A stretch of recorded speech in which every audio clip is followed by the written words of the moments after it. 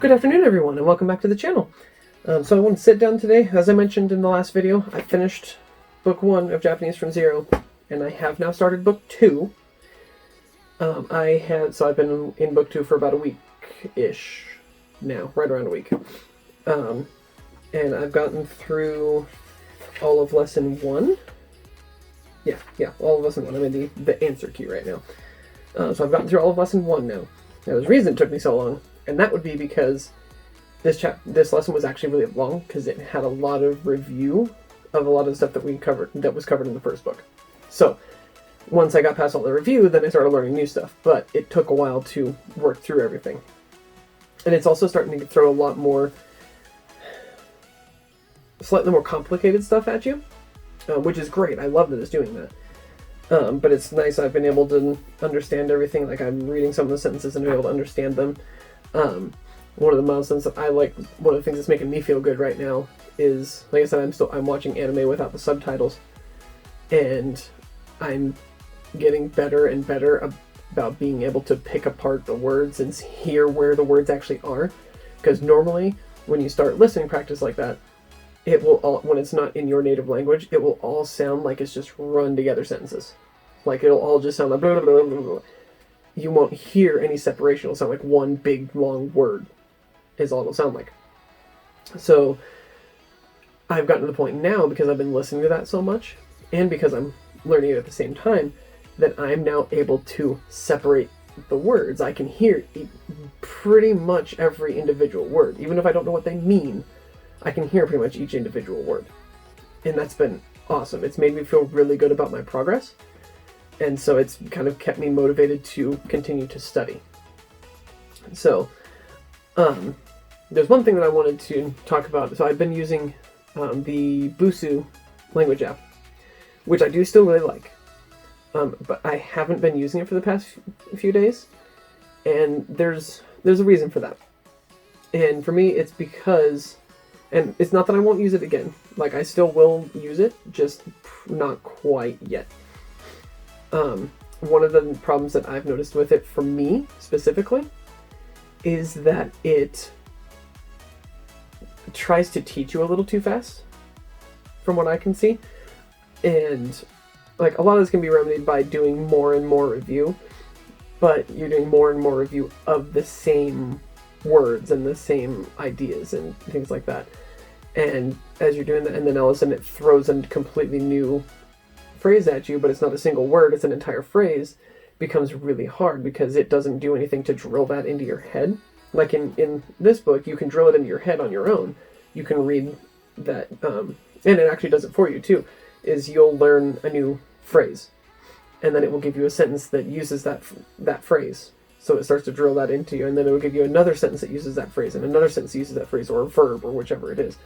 So it shows you that phrase or verb or word or whatever it is in multiple different instances, in different sentences with different subjects. So there's, like, it'll use the same sentence it'll tell you that sentence about a dog, and then it'll do the same sentence, but instead of a dog, it's a cat, and they'll do a sentence like about colors, where it's like, the dog is this color, and then the next sentence will be, the cat was this color, and the car was this color. And so it kind of gets you to practice that way by just plugging in different words, which has been really good. And Busuu, at least as of where I am, isn't doing that. Also, one of the things that I've noticed is the reason that I know hiragana as well as I do is because of the way it was taught in this book. Because it makes you drill it. I don't know if I can find one real quick. But as you're learning it, it makes you practice them. So it'll teach you what they are, and it'll teach you what their shape is, and how to draw them, the stroke order of how to draw them. And then over here on the next page, it has you trace a couple of them, and then it has you just write a few of them on your own. So you're practicing this. So you trace it twice, and then 1, 2, 3, 4, 5, 6, and then you write it on your own 6 times. And you do that with each of the hiragana, and it's done that with every hiragana group in here. And then, for me, because I've been doing it this way, I also take my notebook and I write them down, and I write them another, like, 10 times each. And so doing it that way, I'm able to remember it. But Busu tried to teach it too fast. So I already knew hiragana, so that was fine. But I went through I decided to go ahead and go completely through the katakana part, which is katakana is what it teaches in the second book of Japanese from Zero. I decided to do the Busu katakana just to kind of see, and I did the whole thing. But again, it teaches it too fast. I only remember the first 5. I remember a, I, u, e, o, and I have kind of an idea of what some of the others are. But for the most part, I don't remember them. And the only reason I remember a, I, u, e, and o is because that's how far I've gotten in this book. And I've drawn them like 10, 15, 20 times a piece. So I recognize them when I see them. You know? And so that's one of the issues that I'm having with Busu. Again, not that it's a bad app, because it's not. I do say, and I will probably still keep the app. And still, once I've gotten a little further in the books, like into the kanji one or something like that, I will continue to do that. And that's the other thing is you learn katakana, and then you have one lesson after all the katakana review and stuff, and then immediately the next lesson starts teaching you kanji. And for me, that's a little too fast. Yes, it's good to learn kanji.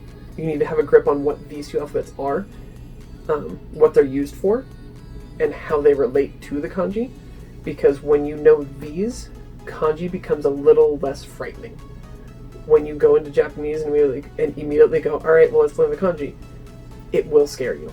The same with Mandarin Chinese. When you're immediately going into Chinese and you decide to go, oh, well, I want to learn how to read it, so I'm going to do that at the same time, it's going to scare you. Not that you can't do it, because you can. It's doable. It is totally doable on both fronts. With Mandarin Chinese, with Japanese, with Korean, with any of them that don't use Roman letters. It is possible. It is probably a little difficult, but it's really scary mostly. Like for me, the kanji just scare me. And at this point, they don't scare me as much. But that's because I know all the hiragana, I know all the katakana, I know what to expect. I think that's the big thing. So that's kind of the change that I've made. And again, one of the changes that I'm also need to make, and I haven't gotten around to yet, because of everything that's been going on, is that I need to actually go through and either find an Anki deck or just some sort of space repetition deck for all of the vocabulary that I learned like in the first book here. And then I need to also start doing that, adding in the words from the second book, so that I can add in some words that are in katakana and stuff like that. Because I'm getting to I think I mentioned this in the last video, I'm getting to the point where I don't always remember what a word is used, even though I know that I've read it before. Like I came across a word in one of the exercises in here that was taught in the first book, and I knew it was taught in the first book. I remembered hearing the word, I remembered seeing it, but I didn't remember what it was. And that's because I haven't really practiced the words that I have. The stuff that I remember is stuff that I've practiced, and that's just how it works. And that's one of the things that this book talks about, is the reason they have a workbook in it is because practicing like that, making yourself forcibly recalling things because you have to answer a question, makes you remember it better. Because if your brain has to go and retrieve that information and bring it to the front of your mind so that you can write it down, you are going to remember it better, especially if you do that multiple times. So that's one of the things I need to do, is just literally just to practice. I'm hoping to be able to start making some like Anki flashcards or something like that here before too long. We'll see how that goes, because of everything that's going on right now. Anna and I both work in retail, and we are still both working right now with everything, with all this stuff, with all the quarantine going on. So it's become a little difficult for us to do things. So it's become a little more difficult to find time to study. I still have been finding time. It's just become just a little more difficult. So it's just something we have to try hard, that I have to try harder at. So, but yeah, I just kind of wanted to give y'all an update on where I was at, and kind of let you know that I'm not using Busu, at least for the immediate future. I'm not going to be using Busu anymore. Like I said, until at least I'm probably partway through book 3 learning kanji, and then I'll hopefully be able to use that alongside my Japanese from Zero as I get into book 4 and through book 3 and into book 4 and 5. So just wanted to give you guys that quick update, and so hopefully I'll see you all again next week. But until then, don't forget to thank the Phoenicians. Let's get